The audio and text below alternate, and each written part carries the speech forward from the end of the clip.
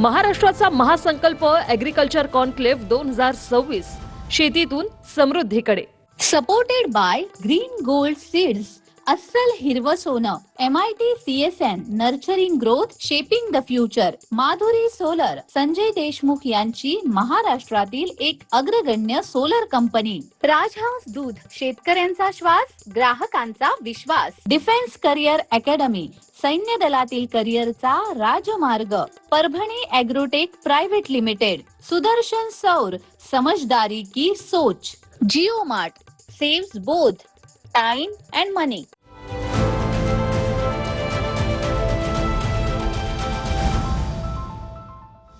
नमस्कार, मी जानवी सावंत. महाराष्ट्राचा महासंकल्प शेतीतून समृद्धीकडे 2026 या विशेष कार्यक्रमात आपलं स्वागत. महाराष्ट्राचा महासंकल्प शेतीतून समृद्धीकडे या विशेष परिषदेत शेतीमधील तंत्रज्ञान, मूल्यवर्धन आणि महिला उद्योजकतेच्या नव्या संधींवर विशेष चर्चा झाली. सायन्स फॉर सोसायटी S4S टेक्नॉलॉजीजच्या को फाउंडर निधी पंत यांनी रिन्युएबल एनर्जी आधारित फूड प्रोसेसिंग तंत्रज्ञानाच्या माध्यमातून शेतकऱ्यांसाठी उभ्या राहणाऱ्या नव्या संधी आणि महिला मायक्रो एंटरप्रेनर्स घडवण्याचा प्रवास उलगडला. तर उद्योजिका डॉक्टर ज्योती दाशरथी यांनी आधुनिक शेती, हायटेक बागायती आणि फूड प्रोसेसिंग क्षेत्रातील आपल्या अनुभवातून ग्रामीण महिलांच्या आर्थिक सक्षमीकरणाची दिशा मांडली. शेती, तंत्रज्ञान आणि महिला उद्योजकतेचा प्रेरणादायी संगम पाहुयात या विशेष संवादातून. तर मी निधी पंत यांना आधी विचारेन की फूड प्रोसेसिंग मध्ये सर्वात मोठी बिझनेस अपॉर्चुनिटी कुठे आहे आणि कशा पद्धतीने? पहली तो अपॉर्चुनिटी है जहाँ पे हम कंज्यूमर सेंट्रिक जो चेंजेस आ रहे हैं, जैसे आजकल प्रोटीन और फाइबर, कंज्यूमर्स आर गेटिंग बहुत ज़्यादा अवेयर हो रहे हैं कि हमें अपने डाइट में प्रोटीन रिच फूड्स लेने हैं, फाइबर रिच फूड लेने हैं. सो जो भी प्रोडक्ट्स हम डिज़ाइन करें, आजकल आप देखेंगे कि आटा में भी प्रोटीन आ रहा है, अब रसगुल्ले में भी प्रोटीन आ रहा है, एवरीथिंग इज़ मूविंग, सभी कुछ मूव हो रहा है कि हम एक प्रोटीन सेंट्रिक या फाइबर सेंट्रिक चीज़ों प्रोडक्ट्स खाएं.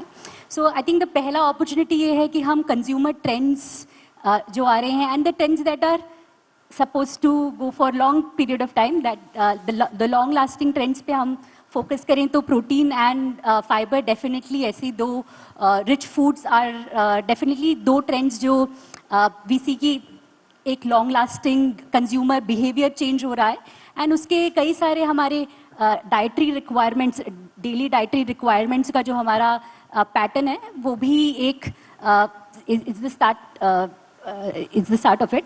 सेकेंड चीज़ जो हम अपॉर्चुनिटी जैसे देखते हैं वो है कि सभी कोई एक क्लीन लेबल प्रोडक्ट्स खाना चाह रहा है. वो ये ज़रूर नहीं चाहते कि कोई सिंथेटिक डाइज, कोई आर्टिफिशियल कलर्स या कोई फिलर्स हमारे प्रोडक्ट्स में हो. आप सभी लोग केचप खाते हैं, आपको पता है कि केचप में मैल्टोडेक्स्ट्रीन करके एक बहुत बड़ा कंपाउंड ऐड होता है. हमें कई बार ये भी नहीं पता होता कि केचप में टोमेटो से ज़्यादा मैल्टोडेक्स्ट्रीन एंड अदर इंग्रेडिएंट्स एडेड हैं.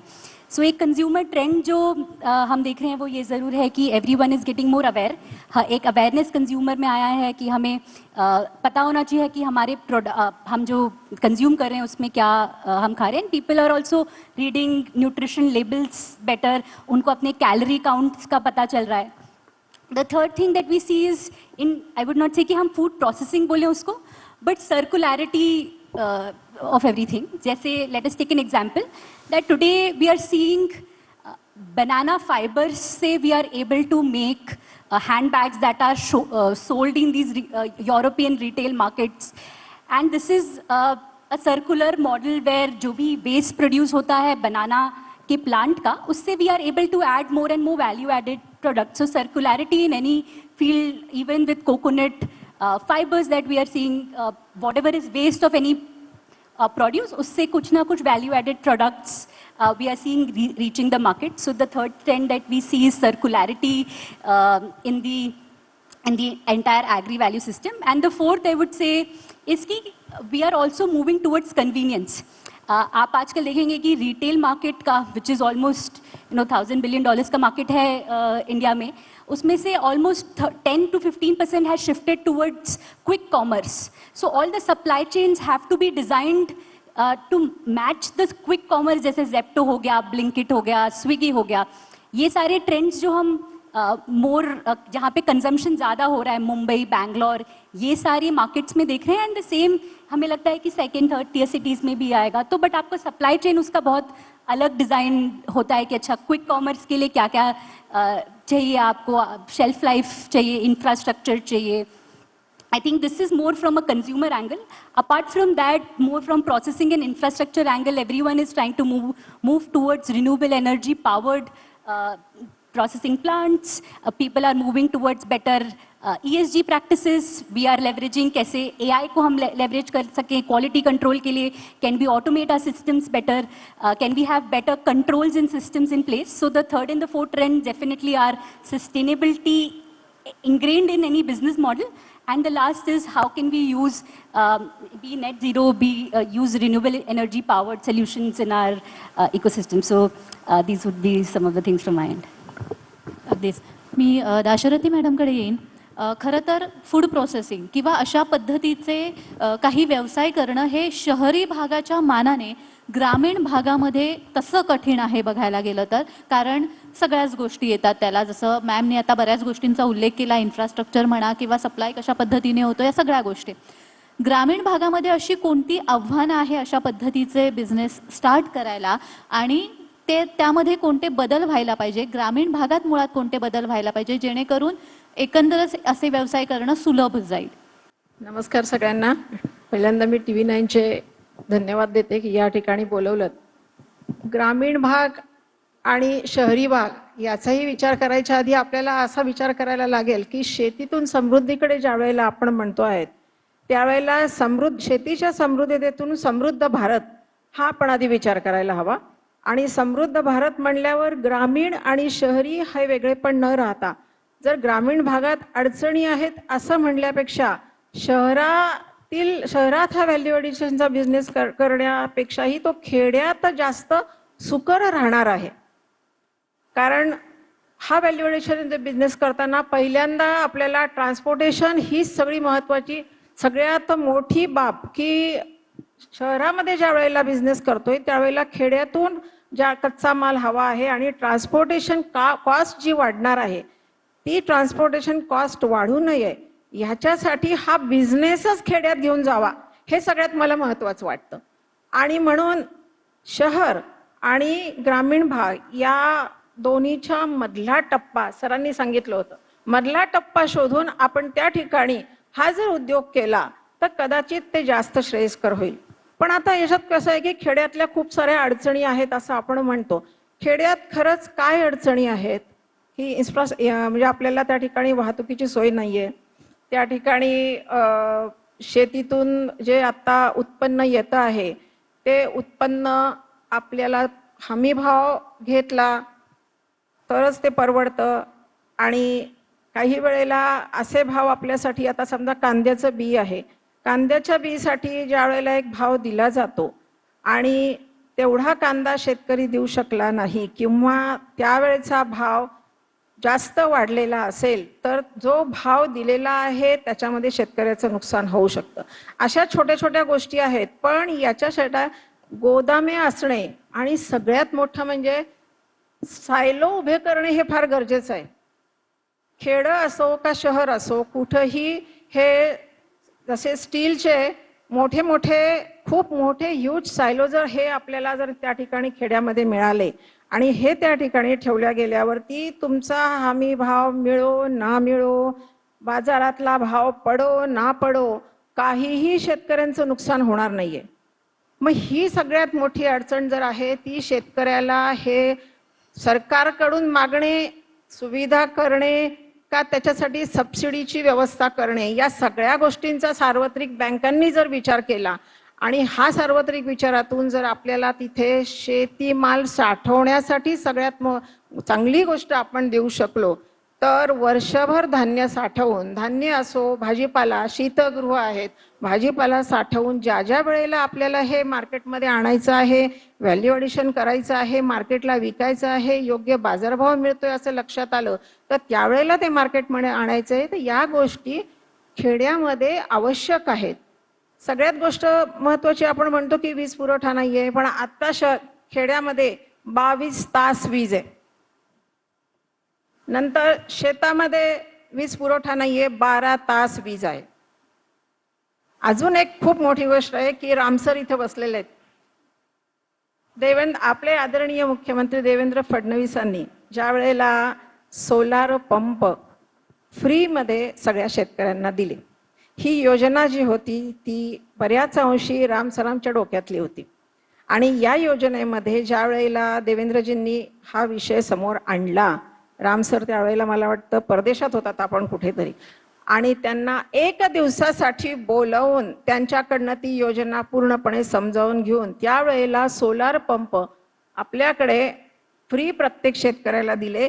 माझ्या शेतात सुद्धा सोलार पंप आहे. सोलार पंप घेण्याची माझी कॅपॅसिटी असूनही त्या योजनेचा मी त्यावेळेला फायदा घेतला की हे गावाला एक वेगळं उदाहरण होईल. आणि त्यामुळे सोलार पंप सगळ्यांना त्यावेळेला दिलेले आहेत. आणि सगळ्यात मोठी सोय अशी झाली की वीज नसली तरीही शेतकऱ्याचं बिघडलं नाही. आणि अशा गोष्टी ज्या ठिकाणी शेतीमध्ये होतील, आज विहिरीवरती फक्त लाईट दिलेला आहे सोलारचा, पण ज्या वेळेला शेतकरी काट्याकुट्यामध्ये रात्रीच्या वेळेला जातो, आधी पूर्वीचं चित्र फार विदारक होतं. रात्री वीज यायची आणि दिवसाच्या वेळेला वीज नसायची. शेतकरी दिवसा काहीही काम करू शकायचा नाही. पण आता थोडं थोडं चित्र बदलतंय आणि हे चित्र असंच पुढे न्यावं असं मला वाटतं. आणि शेतकऱ्यांना मिळणारा हा तिथला जो रोजगार आहे तो कमी पडतो. स्वतः शेती करायची असेल तर पैसा कमी पडतो. या सगळ्या गोष्टींमधनं पैसा त्यांना कसा मिळेल आणि त्यांना जोडधंदा रोजगार त्याच्यासाठी आपल्याला कसा शेतकऱ्यांना करून देता येईल, या गोष्टीवरती विचार करणं जास्त गरजेचं आहे. मी निधी पंत यांच्याकडे येईन की स्मॉल फार्मर्स जे आहेत ते या फूड प्रोसेसिंगमध्ये कशा पद्धतीने सहभागी होऊ शकतात? पहले जिस वे में वो आ सकते हैं वो वैल्यू एडिशन में आ सकते हैं. मैं एक एग्जांपल दूंगी आपको मेज़ का. आज मेज़ का अगर प्राइस 20 रुपए है, आप कॉर्न ग्रिट्स बनाते हैं. कॉर्न ग्रिट्स जो है वो उससे कॉर्नफ्लेक्स बनता है. जो कॉर्न ग्रिट्स का आज प्राइस होगा 28 रुपीज़. फिर इसका हम नेक्स्ट स्टेप देखते हैं कि अगर वो ड्राई मिलिंग किया हमने तो हमें कॉर्नफ्लेक्स बनता है. बट अगर हमने वेट मिलिंग किया तो कॉर्न स्टार्च बनता है. कॉर्न स्टार्च का मार्केट आज $1 बिलियन से भी ऊपर है. बट कॉर्न स्टार्च के लिए आपको इंफ्रास्ट्रक्चर की ज़रूरत है. आपको मिनिमम इन्वेस्टमेंट जो चाहिए वो आपको ऑलमोस्ट 100 करोड़ का इन्वेस्टमेंट चाहिए. तो बट फिर भी आपको आज कॉर्न स्टार्च 40 रुपीज़ से बिकता है. उसमें आप वो नेटिव कॉर्न स्टार्च है, आप उसको अगर मॉडिफाइड कॉर्न स्टार्च में कन्वर्ट करेंगे तो 120 रुपए का वो बिकेगा. और उसी मॉडिफाइड कॉर्न स्टार्च से आप ग्लूकोज बना सकते हैं, ग्लाइकॉल बना सकते हैं, पॉलीसैकेराइड, डिफरेंट प्रोडक्ट्स बना सकते हैं. और वही कॉर्न स्टार्च से हमारे बायोडिग्रेडेबल बैग्स भी बनते हैं. सो जिस वे में हम स्मॉल होल्डर फार्मर्स जो हैं उनको हम जोड़ सकते हैं, हमारे साथ शेतकरी को जोड़ सकते हैं. वो पहला है उनको एक अवेयरनेस देने का कि वैल्यू एडिशन की स्कोप अवेलेबल है. उनको ये वैल्यू एडिशन में आप देखेंगे हर स्टेप में 20 to 200 रुपीज़ में ऑलमोस्ट 10x का ग्रॉस वैल्यू एडिशन पॉसिबल है. और उसमें से टोटल मार्जिन इसमें जो अवेलेबल होगा अगर आप पूरा इंटीग्रेटेड वे में करेंगे तो ऑलमोस्ट आपको 20 to 30% आपका एबिटा मार्जिन पे आप रह सकते हैं. और इनके लिए जो बैरियर टू एंट्री है वो 3-4 चीज़ें हैं. सबसे पहला है नॉलेज.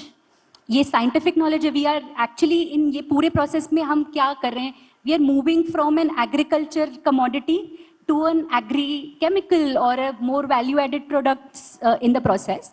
एंड उसमें जो सबसे ज़्यादा इम्पॉर्टेंट है वो है science and technology and knowledge about that. Second चीज़ जो हमें इसी चीज़ में हम देखेंगे क्या ज़रूरत है वो है एक्सेस टू फाइनेंस.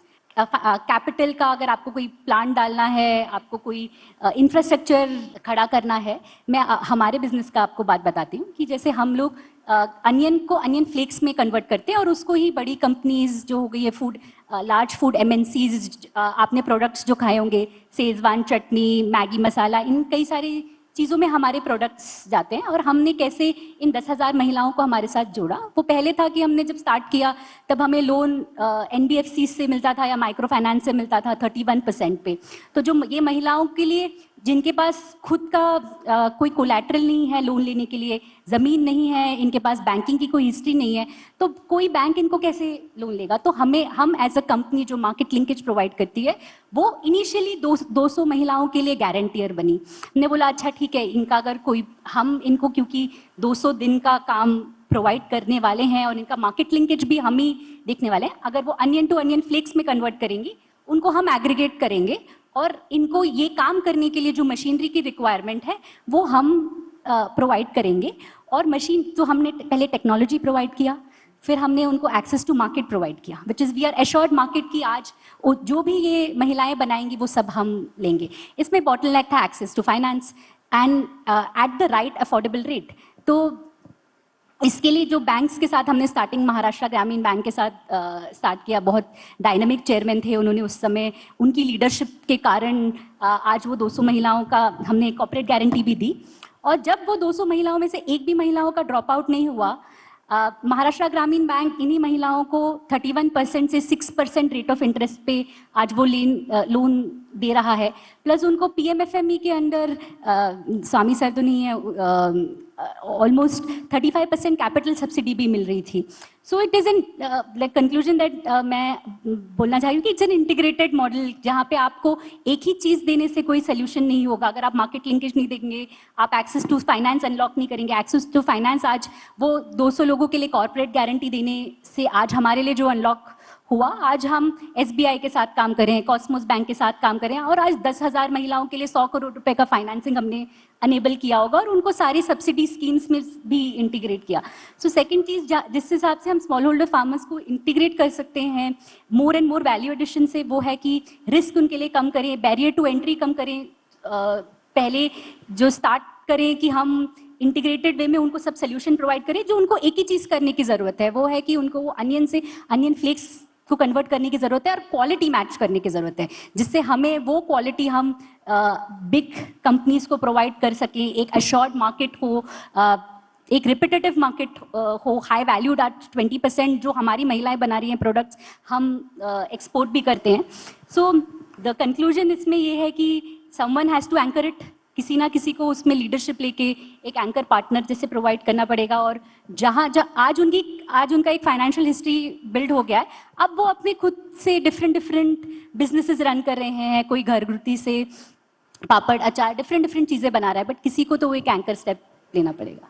निश्चितच, आणि मला वाटतं अनेक महिला उद्योजकांची अशी उदाहरणंही आपल्या समोर आहेत, यशोगाथा आपण त्यांच्या ऐकलेल्या आहेत आणि अशा 2 महिला उद्योजिका आपल्यासोबतही बसलेल्या आहेत आणि त्यांच्याकडूनही आपण या संबंधात ऐकलेलं आहे। आणि खरंच तुमचं मार्गदर्शन हे अगदीच महिलांना प्रेरणादायी सुद्धा ठरणार आहे आणि मार्गदर्शन पण ठरणार आहे।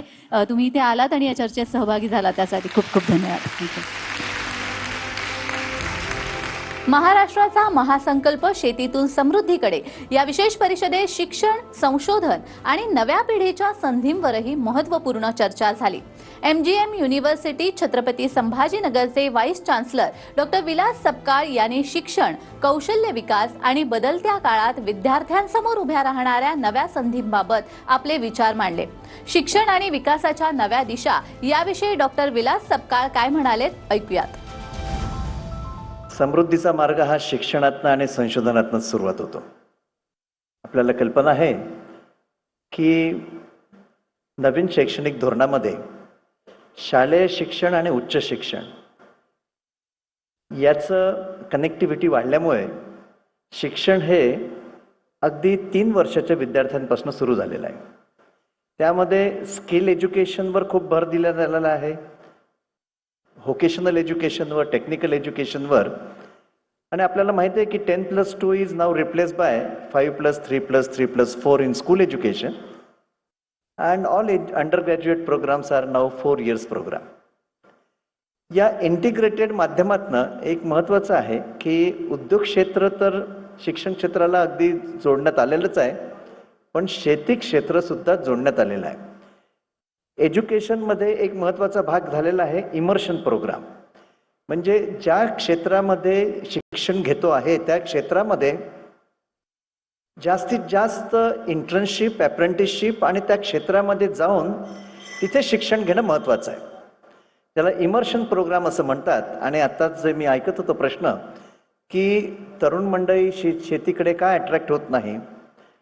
माझं बॅकग्राऊंड केमिकल इंजिनिअरिंग आहे आणि जेव्हा आम्ही विचार करतो की रिन्युएबल फीडस्टॉक म्हणजे आज जर इथेनॉल सरांनी सांगितलं आजच्याच न्यूजपेपरमध्ये आहे 85% फ्लेक्स फ्युएल इथेनॉल बनवण्यात येणार आहे आणि त्यासाठी लागणारं इंजिन करेक्शन डिझाईन हे कुठून होईल. मेकॅनिकल इंजिनिअरिंगपासून होणार. फ्युएल कसं मॅन्युफॅक्चरिंग होणार, कम्प्लीट केमिकल प्रोसेस असणार आहे. पण त्याचा जो फीडस्टॉक आहे तो फीडस्टॉक शुगर बेअरिंग मटेरियलपासून आहे. मग मेज असेल, ज्या ठिकाणी जास्तीत जास्त रिसोर्सेस ओरिएंटेड असेल त्या ठिकाणाहून sugar is getting converted into ethanol by fermentation process. तर आता it's a biggest industry providing the renewable resources. शेतीमध्ये दरवर्षी जो काही फीडस्टॉक तयार होईल त्याच्यापासून बायोलॉजिकल प्रोसेसने मॅन्युफॅक्चरिंग होईल आणि जे प्रॉडक्ट होईल ते सस्टेनेबल डेव्हलपमेंटच्या माध्यमातून आपल्याला सस्टेनेबल म्हणजे इको फ्रेंडली. आता आपल्याला विचार करण्याची अशी आवश्यकता आहे की यू कॅनॉट थिंक इन सायलो. म्हणजे एकाच विषयाचा आपल्याला अभ्यास करून गरज नाही, करता येणार नाही. सिस्टीम थिंकिंग ज्याला म्हणता येईल, ज्याला जसं डिझाईन थिंकिंग असतं तसं सिस्टीम थिंकिंगच्या माध्यमातून या शेतीला जबरदस्त एक पोटेन्शियल असलेलं फील्ड आहे.